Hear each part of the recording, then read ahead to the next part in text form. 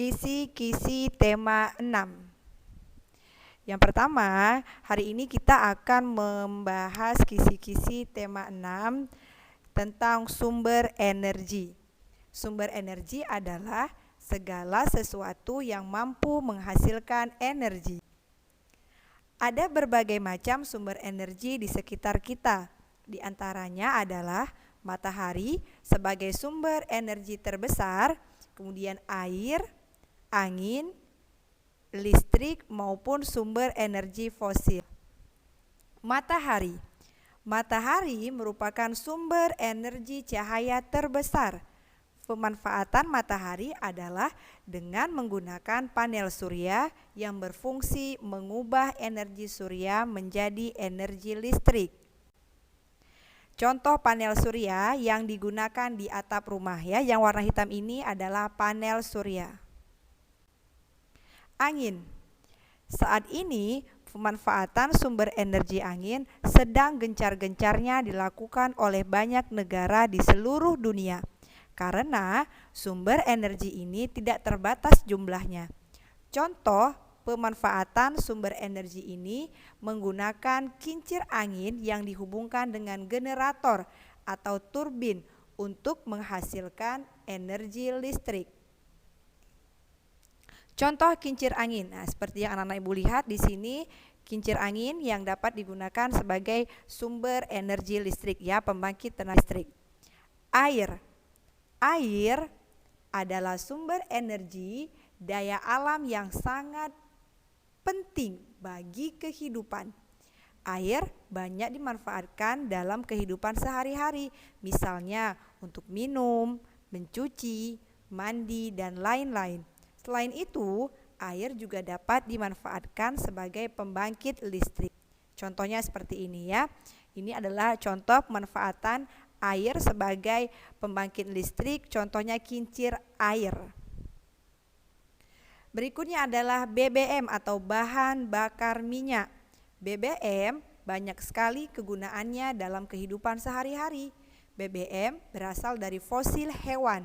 Fosil hewan adalah hewan yang mati dan tertimbun di dalam tanah jutaan tahun yang lalu. Manfaat BBM yaitu sebagai bahan kendaraan, sebagai bahan bakar kompor, dan untuk menghidupkan mesin-mesin pabrik. Berikutnya kita akan masuk ke perubahan energi. Kita memanfaatkan berbagai bentuk energi dalam kehidupan sehari-hari. Energi tidak dapat diciptakan atau dimusnahkan, tetapi hanya dapat diubah dari satu bentuk ke bentuk yang lain. Energi terdiri dari beberapa bentuk, yaitu yang pertama ada energi panas, energi cahaya, energi bunyi, energi listrik, energi kimia, dan energi gerak. Contoh perubahan energi. Yang pertama, energi kimia menjadi energi gerak. Makanan yang kita konsumsi membuat kita berenergi sehingga dapat beraktivitas. Nah, di situ terjadi perubahan energi kimia dari makanan menjadi energi gerak ke energi yang kita hasilkan setelah kita makan makanan ya. Kemudian yang berikutnya, energi gerak menghasilkan energi cahaya lilin yang dibakar. Energi listrik menjadi energi cahaya. Nah, contohnya lampu pijar atau lampu yang ada di rumah kita masing-masing ya. Ketika listrik kita nyalakan, maka lampu tersebut menyala terang berubah menjadi energi cahaya. Berikutnya, energi listrik menjadi energi bunyi. Contoh di rumah kita ada bel listrik, kemudian radio dan televisi ya. Televisi juga termasuk perubahan energi menjadi energi bunyi karena terdengar suara. Kemudian berikutnya, energi listrik menjadi energi gerak. Nah, contohnya kipas angin, kemudian blender dan mobil listrik. Energi listrik menjadi energi panas, contohnya penanak nasi atau rice cooker.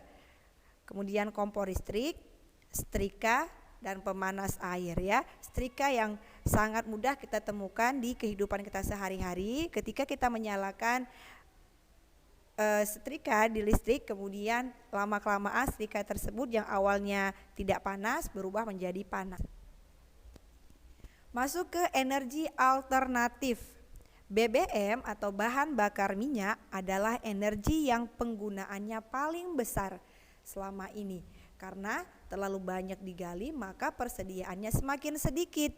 Untuk mengatasi hal tersebut, dicarilah berbagai energi alternatif. Tujuannya untuk menggantikan bahan bakar minyak. Dengan energi alternatif dapat menghemat bahan bakar minyak. Sumber daya alam yang juga termasuk energi alternatif diantaranya adalah energi matahari, energi angin, energi air, dan energi yang berasal dari makhluk hidup. Nah, di sini ada contoh energi matahari yang diubah menjadi energi listrik dengan menggunakan panel surya ya, yang diletakkan di atap ya, di atas atap rumah. Kemudian energi angin atau bayu bahasa lainnya dimanfaatkan untuk memutar kincir angin pada pembangkit listrik tenaga bayu atau PLTB. Nah, ini dia, nanti kincir ini bergerak, dia akan menghasilkan pembangkit listrik angin. Berikutnya, penghematan energi. Energi listrik sangat banyak digunakan dalam kehidupan sehari-hari. Karena itu, agar tidak cepat habis, kita harus menghemat penggunaannya. Adapun cara menghemat energi listrik adalah sebagai berikut. Yang pertama, kita manfaatkan energi air untuk memutar turbin yang menghasilkan energi listrik ya, seperti di gambar. Ini turbin yang nantinya diputar akan menghasilkan energi listrik. Kemudian yang berikutnya, pemanfaatan kotoran ternak sebagai biogas yang mengurangi penggunaan bahan bakar minyak. Nah, di sini biogas ini dari kotoran sapi nanti diolah akan menghasilkan gas yang bisa digunakan untuk memasak sebagai bahan bakar pengganti BBM ya. Kemudian yang berikutnya, mematikan lampu di siang hari ketika ruangan sudah cukup terang. Nah, ini bisa dipraktekkan oleh anak-anak ibu sebagai tanggung jawab kita untuk penghematan energi. Kemudian matikan televisi, kipas angin, dan benda-benda elektronik lainnya apabila tidak digunakan.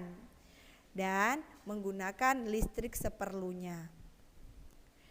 Berikut lampiran contoh kewajiban dan hak.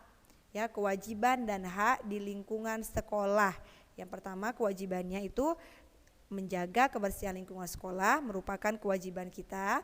Hak kita apa setelah melakukan kewajiban? Mendapatkan lingkungan sekolah yang sehat dan nyaman.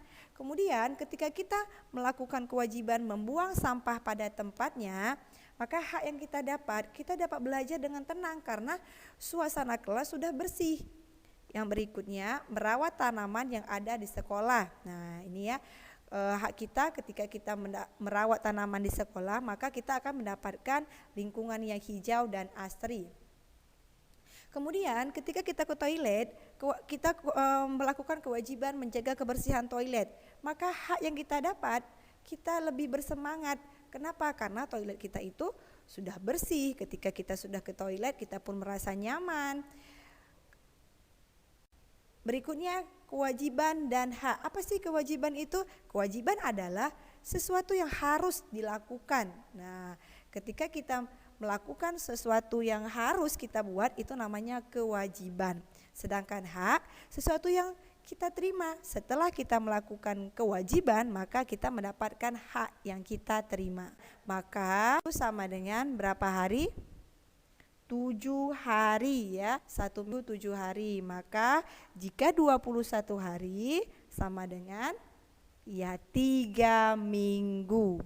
Nah, 1 jam 60 menit. Nah, maka kalau 1 jam 10 menit berarti 1 jam 60 menit. 60 tambah 10 sama dengan 70 menit ya. Ubah dulu jam ini ke bentuk menit sesuai dengan soal yang diminta. Nah, sekarang kita masuk ke jam ya. Mungkin anak-anak sudah sering lihat baik di rumah maupun di sekolah. Ini jarum jam dari ada angkanya dari angka 1 sampai angka 12. Kemudian ada dua buah jarum yang berbeda, satu jarum panjang, satu jarum pendek.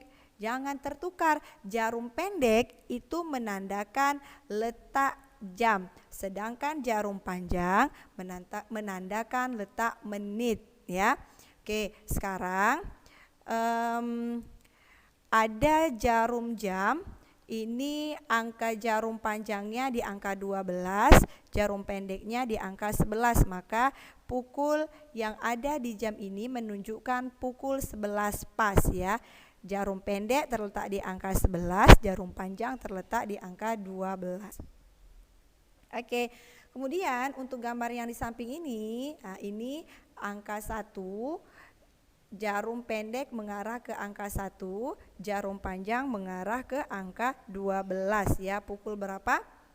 Ya, kalau durasi 24 jam maka ini pukul 13 ya. Tapi kalau menggunakan durasi 12 jam ini menunjukkan pukul 1 siang ya. Pukul 1 siang itu sama dengan pukul 13. Untuk yang berikutnya, yang di bawahnya, jarum panjang di angka 12, jarum pendek di angka 2. Ini menandakan pukul 2 pas atau pukul 14. Oke, ya seperti yang Ibu bilang tadi, jarum pendek menunjukkan jam, jarum panjang menunjukkan menit ya. Ini sama dengan kalau di durasi 24 jam, ini adalah pukul 13.50. Ya, 13.50 ya. Oke, berikutnya menentukan lama kegiatan. Perhatikan contoh berikut. Nanda dan adik belajar mulai pukul 9.00 dan selesai pukul 10.30. Lama waktu Nanda dan adik belajar adalah dari pukul 9, mungkin anak-anak bisa melihat jam, boleh jamnya dipegang atau dilihat secara langsung. Dari pukul 9 ke pukul 10.30 itu kira-kira durasinya berapa lama ya? Pukul 9 ke pukul 10 berapa? 1 jam, iya 1 jam jaraknya. Ditambah 30 menit. Nah, berarti lama waktu Nanda dan adik-adik belajar adalah 1 jam 30 menit atau di sini ada caranya. 10.30 langsung dikurangkan waktu selesai dikurangkan waktu memulai. Waktu selesainya 10.30 dikurang waktu mulai pukul 9 pas 9.00. Kurangkan saja 0 kurang 0, 0, 3 kurang 0, 3. Kemudian 10 kurang 9, 1 ya. Jadi 1 jam Nanda belajar itu durasinya 1 jam 30 menit. Kita masuk ke pelajaran SBDP karya dekoratif. Karya dekoratif adalah karya yang bercorak hiasan. Hiasan pada karya dekoratif tersusun atas unsur-unsur.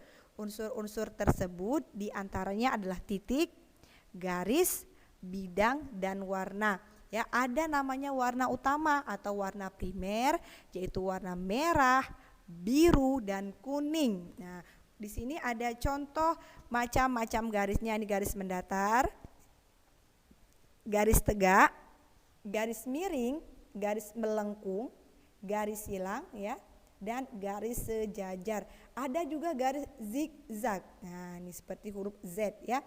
Kemudian garis spiral mirip obat nyamuk. Dan yang terakhir garis gelombang ya, mirip gelombang. Kita alat musik melodis, sekarang alat musik ritmis. Alat musik ritmis adalah alat musik yang tidak memiliki nada. Contohnya ini kebalikan dari alat musik melodis ya, yang tidak memiliki nada. Contoh alat musik ritmis ada simbal ya, dibenturkan. Kemudian tamborin ditabuh atau digoyang.